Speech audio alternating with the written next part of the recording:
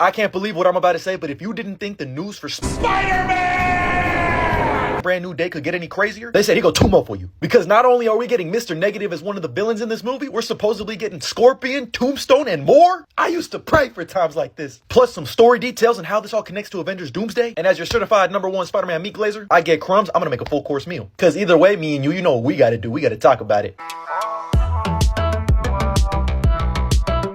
And man, you know what? Doom! You looking for this? Because according to Disney themselves at a Blockbuster Consumer Products panel, they showcased a sizzle reel of their upcoming movies and projects and the commercial products that are going to be accompanying those movies. One of those movies being Spider-Man Brand New Day. But according to that sizzle reel for Spider-Man Brand New Day, the movie is set to feature Scorpion, Tombstone, and Boomerang as additional villains on top of the ones we already know. And here you can see the entire Instagram post from the person who attended this event. And don't worry, they were able to verify that they actually went there.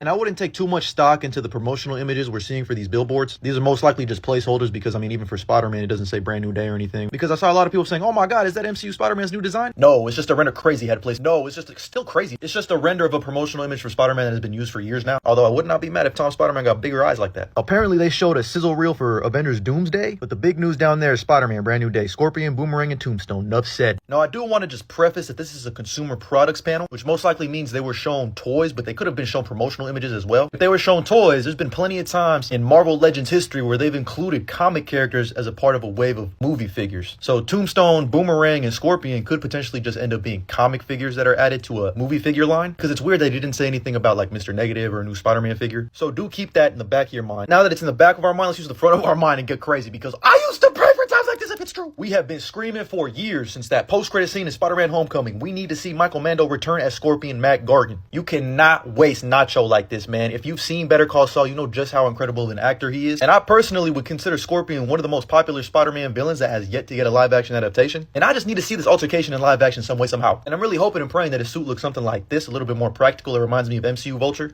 Or preferably something like this. If he ends up looking like this, I'm moist. And they got the blueprint ready for a perfect adaptation of MCU Scorpion. And given his performance and the fact that he's Latino, you could definitely tell that this is supposed to be Michael Mando. With your friendly neighborhood Spider-Man, he was so damn intimidating and a great first villain for this Spider-Man. Which is also very much the case for Lonnie Lincoln Tombstone himself. We just saw a younger version of him. I love this adaptation, by the way, in your friendly neighborhood Spider-Man. And I feel like Tombstone's popularity has been skyrocketing, having been featured in Insomniac's Spider-Man universe. He was one of Kingpin's goons in Into the Spider-Verse. Of course, the only live-action version of Tombstone we've ever had is Marvin Jones III, who was damn good. Plus, all my 90s kids, he was in Spider-Man the Animated Series. But the version I hope they adapt is the big man, because this is my favorite interpretation of the character. I mean, yeah, they basically just made him Kingpin if he was Tombstone, but that's fire. I would love to see this type of dynamic between the two. I personally think it would be fire if we got a little bit of gang wars. Introduce the Magia, the Man Freddy's. Let's just get all out uncivil with it, especially with what's going on in New York and Kingpin outlawing all vigilantes. You just know someone's going to be coming for that throne. If they want to just bring back Marvin Jones, shit, why not? And say what you want about Zeb Wells, the Amazing Spider-Man. I'm going to say it's still dog shit, but the fight between him and Lonnie was fire. I hope whenever we do get a live-action fight between Tombstone and Spider-Man, it's something like this. Now, Boomerang as a villain is very interesting for a couple of different reasons.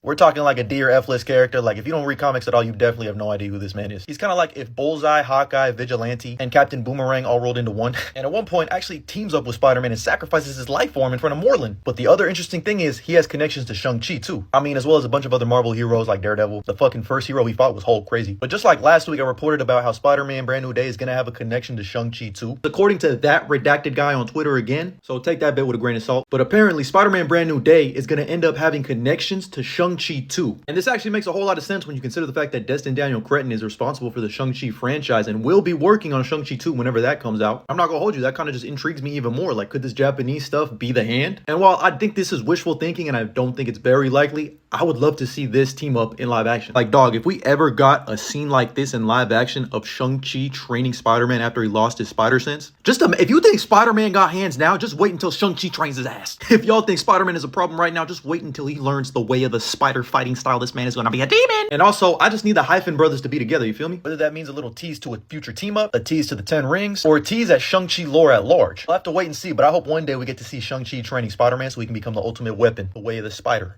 Because if y'all thought Peter had hands before, just wait until after he gets raped by fucking Shang-Chi. And I just got a feeling Destin Daniel Cretton is going to fucking cook with Spider-Man Brand New Day. Because mind you, don't forget, we still have Mr. Negative as part of this movie. While it's just been rumored, it's basically all but confirmed with the title being Brand New Day and for them looking to cast an Asian male 40s to 50s. Who, by the way, I'm going to keep saying it, should be played by Stephen O. Young. Man was literally born to play that role. Let me take it a step further. Because we were introduced to Feast in No Way Home, which Aunt May ran before she got And ladies and gentlemen in the crowd, take one big guess who's gonna take over Feast. Bingo! And don't forget the most recent update we got about Spider-Man Brand New Day is that the costume department was looking at Asian style and more specifically Japanese style for some of the costumes, where it was specifically stated that the female villain, who by the way there's also a female villain in this movie, who according to Jeff Snyder, another rumor out there is that Sarah Snook is being looked at to play this female villain. Anyway, they described this female villain as having a black kimono like this. She supposedly looks like a Jedi. No, I still think it's gonna end up being Menace, given the fact that her design is very Japanese inspired. Plus, while yes, Martin Lee, Mr. Negative, is Chinese and he's supposed to be the physical embodiment of yin and yang, his inner demon gang actually wears a lot of Japanese inspired masks. So it could be for them too. Or shit, maybe the female villain is Lady Bullseye, or Psylocke, or Yukio.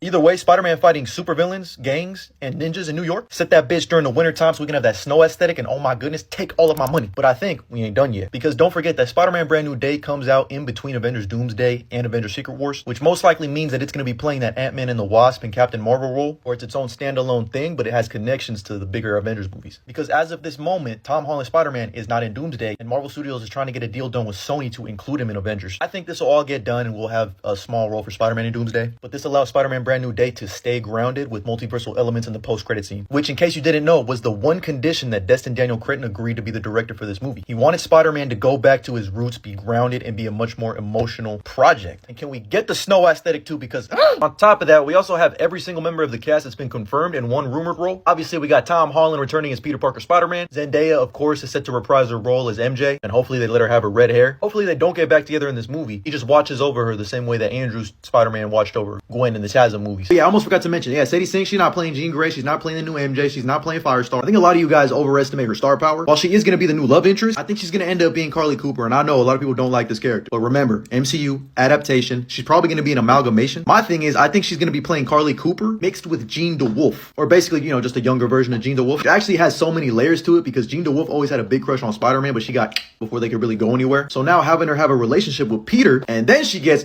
that's how you get your death of Gwen Stacy. So I definitely think she'll be I definitely think she'll be some type of amalgamation of a character. It definitely makes sense for her to be named Jean DeWolf, because then that would explain why a lot of scoopers thought she was Jean Grey, because they heard Jean and went crazy with it. The other day, announcing another cast member, Deadline revealed that Jacob Batalon was definitely returning as Ned Leeds in Spider-Man Brand New Day. So probably going to play a similar role to MJ. Oh my god, what if him and MJ are together? And please, for the love of God, do not make this man the Hobgoblin. I never felt bad for an inanimate object until this moment. We don't want you. We don't want this, little bro. We don't want. You aren't even Ned Leeds. You are Genki. You are Genki. You are MCU-fied Genki. And just yesterday, it was announced that Zaya Colon Zayas has been cast in Spider-Man Brand New Day in an undisclosed role. She definitely could end up being one of Peter's teachers at ESU, or even one of his neighbors at his apartment complex. But mind you, she is of Puerto Rican descent, just like Rio Morales. We could be getting another tease at Miles Morales, and shit, he might even appear in a little role. I'll think I'm crazy, but they've been feeding us breadcrumbs to Miles Morales' live-action appearance, dating all the way back to Homecoming. It's gonna happen sooner than later. And finally, we have the rumored return, which we can basically confirm, of J.K. Simmons returning as J. Jonah Jameson. Thanks for the good news. There's no one else in this universe, at least, that I can see playing J. Jonah Jameson as well as J.K. Simmons, so it's always great to hear him come back, because I really want to hear him say, "Think, Spider-Man!" Are you sure? But I actually think he could be very integral to the plot of Brand New Day as well. I need Peter Parker to be working for J. Jonah Jameson, because that's what makes that dynamic so damn interesting. Since we know that Scorpion might potentially be in this movie, why not include this storyline of him funding the experiment that creates the Scorpion? I'm not gonna hold you. Take